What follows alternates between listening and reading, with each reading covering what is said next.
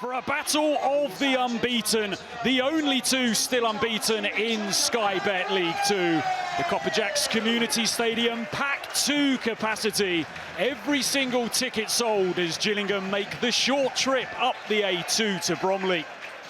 Not a great deal of history between them, but only 30 miles in distance. A burgeoning rivalry, and one in which Bromley came out on top on both occasions last season. But it's a different Gillingham now, unbeaten not just this season, but in the 15 games since Gareth Ainsworth took charge back in March.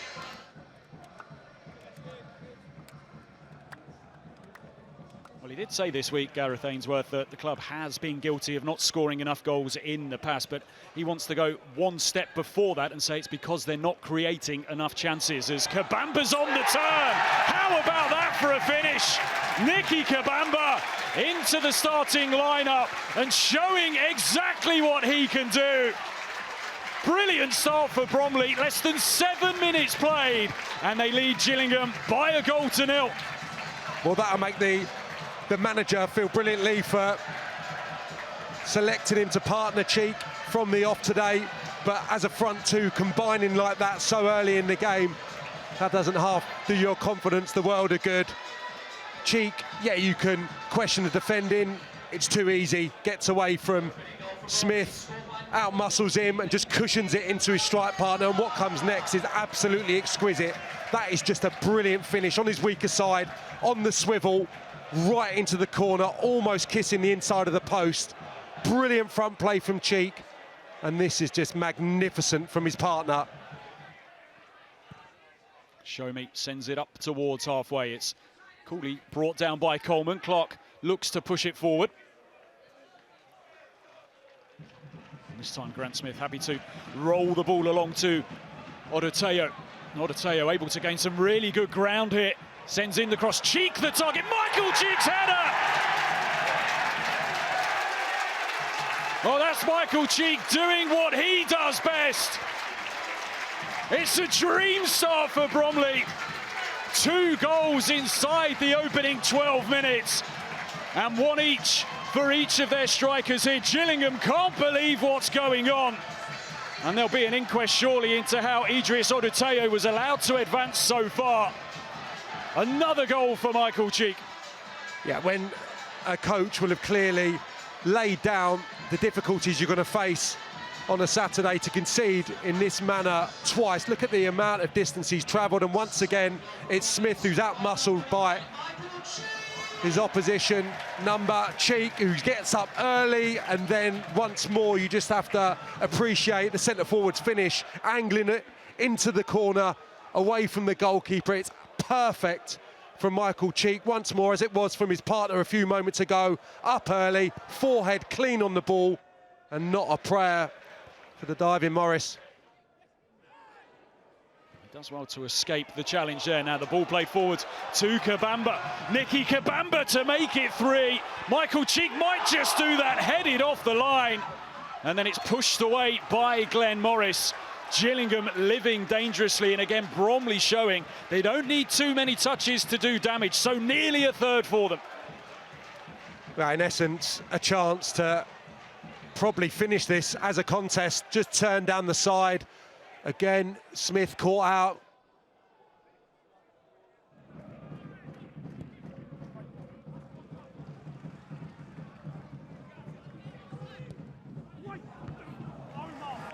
Well, they're asking questions, and the header high and onto the roof by Omar Shomi. Gillingham corner.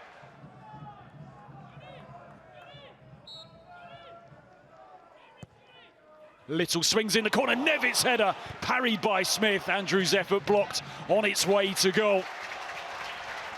Yeah, really clever attempt, timing of the run, perfect. He'll feel that he scored there, Nevitt, when he makes the contact. And Smith is so alert there to turn it aside. Good football.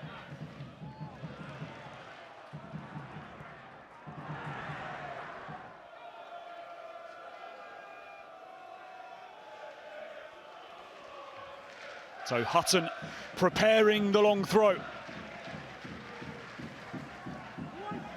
And it's flipped towards goal, and they're right back in it. And the wait for a goal is over for Josh Andrews. Well, no one seemed to pick him up. And now Gillingham have hope here this evening. 15 games without a goal for Josh Andrews, but he's dragged his side back into this contest. I think what we've seen so far this evening emphasises the attacking muscle of both sides, but you don't expect the defences to be so flimsy. And I'm happy for Andrews, whose movement's really good actually. Just spun into an area of space in that near post. It's too easy, away from his marker. Kabamba it is, who's tasked with keeping sight of him. He just moves into that space and then he directs a really cute header into the far post.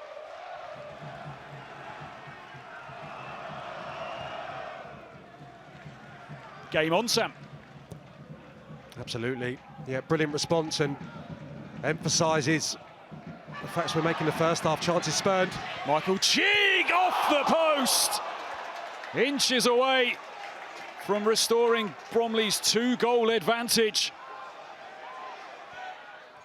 Kabamba trying to force an effort on his left foot. It took a nick and Bromley will have a corner, but they were so close to going 3-1 in front. Yeah, springing back into action. Michael Cheek be frustrated just from back to front.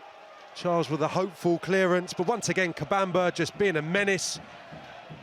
And yeah, it's not a great opportunity, but a player centre forward of the calibre of Michael Cheek would be disappointed he didn't catch that flush and found the far corner.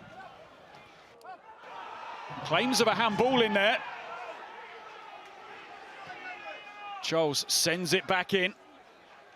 Pinnock fizzes it first time, and Bromley, having waited 61 minutes for a corner, now have two in quick succession. Was there, though, anything in what seemed to be pretty full-on appeals for a handball in here? Let's take another look. Yeah, good angle of Michael Cheek working the block there, trying to free up Show Me. Just mistimes the header. Here's Max Clark.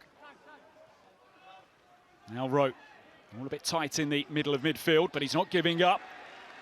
Show Me stands strong. Charles helps it on.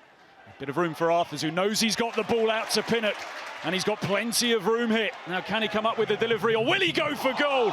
Pushed away and then fired over the top via a deflection from Michael Cheek. Another chance to add a third. Couple of opportunities for Bromley, unable to take either. Well, firstly, it's a great decision from Pinnock, who's fed on the left-hand side, and he recognises he's got the space to take the finish on himself rather than look to supply a teammate. Just stood off him there, Gillingham, momentarily. And what comes next is just a brilliant block from Clark.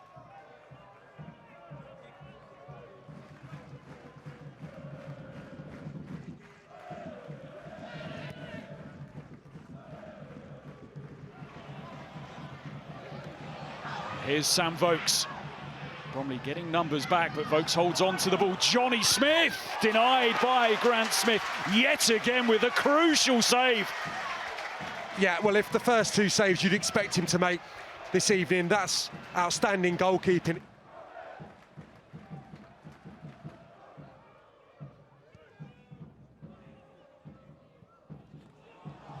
Skips through to Gareth McCleary. Challenge goes in, and Gillingham have a penalty. 4 minutes into stoppage time. And a chance to rescue something here, and it's the debutant who makes an impact, going down in the area. Grant Smith hurt.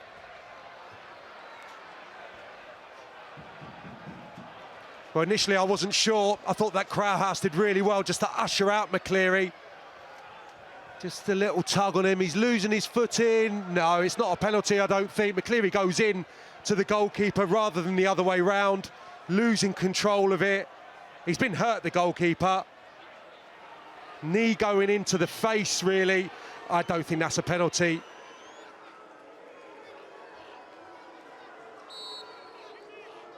Up steps Max Clark, and he puts it down the middle. And Gillingham have fought back here from 2 goals down. And it looks as if this unbeaten run is going to continue. Joy for those Gillingham fans. You know, in a back line that's been shaking for the majority of this evening's game. Clark has been a really steady number for them. He's had an excellent game, more so in attack, and he stepped up here with a big moment. And you can see what it means to Gillingham. I think that's all about the run they've been on, the way they've started this season, the desperation to maintain their form, and they've improved in this second half. And Clark, for the moment, looks to be the hero. Gareth Ainsworth delighted.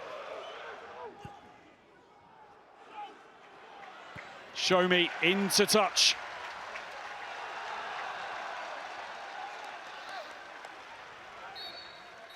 There is the full-time whistle. Both Bromley and Gillingham remain unbeaten. 16 games unbeaten now for Gareth Ainsworth as Gillingham boss. His side fought so hard to work their way back into this game. Well, this one has been simmering all through the evening, but it looks as if it's all being settled between Gareth Ainsworth and Andy Woodman. We knew this one was going to be a keenly fought contest, but real disappointment for Bromley that they couldn't see it through. Max Clark with a penalty in stoppage time to bring Gillingham back to 2-2. But it was a contentious decision, a penalty awarded for a challenge, if you can call it that, on Gareth McCleary, who made contact, real contact with Grant Smith, and you can see the damage that contact made.